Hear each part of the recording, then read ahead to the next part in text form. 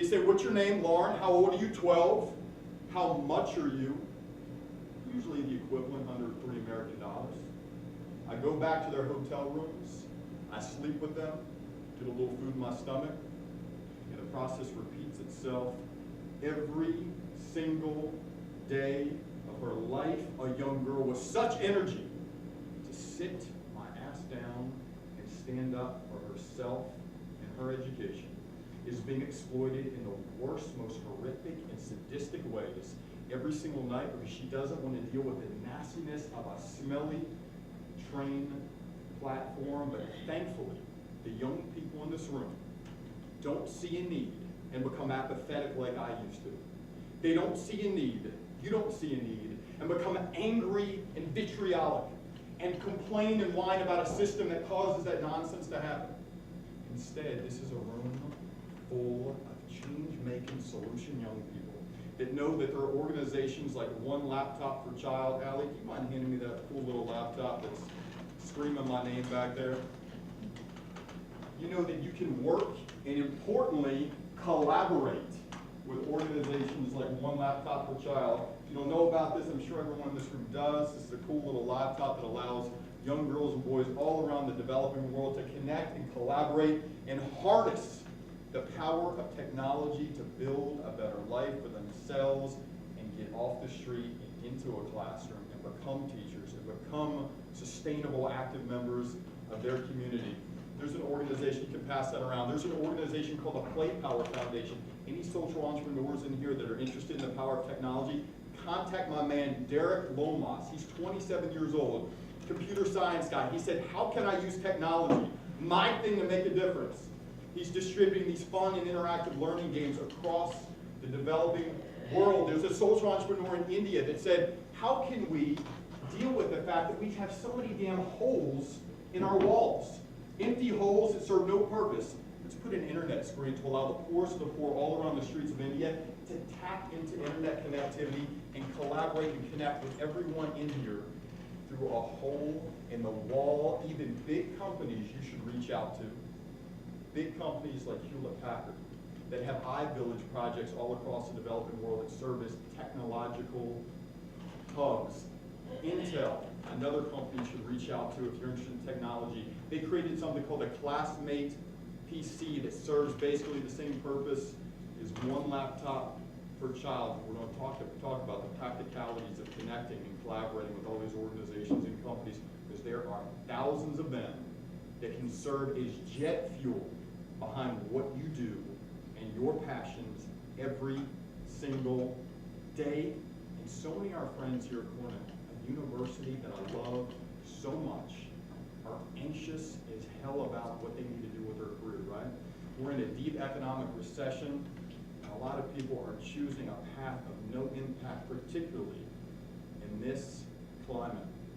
Tell them the story, please. Tell them the story of a young kid back in the day who was confused about his path. He was filled up, he was bubbled up with career anxiety.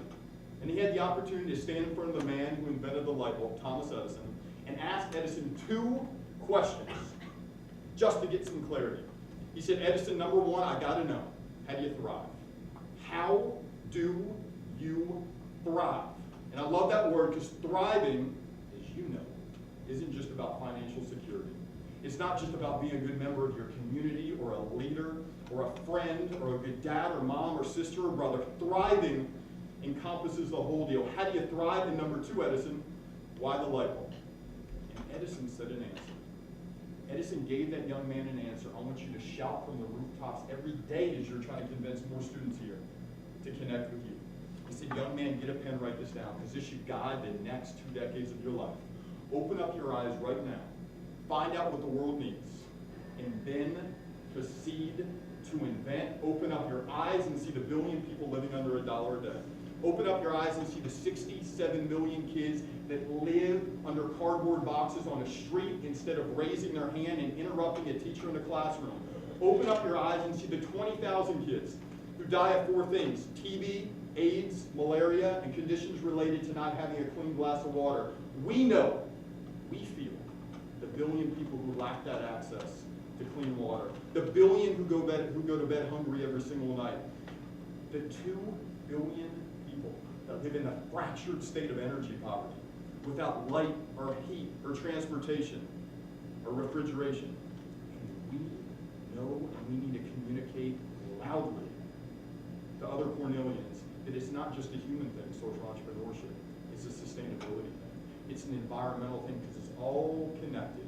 Every second, a football-sized field of rainforest is ripped from the roots and thrown into the back of a flatbed truck as if the biodiversity and the potential of that area, possibly harnessing the tools to future life-saving medicines, wiped off the face of the earth forever. Every day, scientists, even at this university, tell us about something called the 6th extinction, where by 2050, 50% of the world's animal species and plant species just gone off the face of the earth, and an issue I didn't know a damn thing about when I was where you are. Every day, every single day, 70 billion animals live behind the walls of factory farms, suffering from cruel and inhumane punishment with deep environmental and social implications. And this generation right here in this room gets it. We see need and we see opportunities to thrive. We don't see needs and see opportunities to be apathetic and whine more about it on the Cornell lounge like I used to. We see needs and we see how they connect with opportunities for us to tell our friends that getting involved in these needs is good for you. Getting involved with my project is good for you. We can engage your strengths and passions and find opportunities for you to achieve everything you want to by coming aboard my little ship. Reach out to them, talk to them, tell them how it creates opportunities for them to thrive. Selflessness is profitable. Now, I want to get real practical right now, like super, uber practical. I want to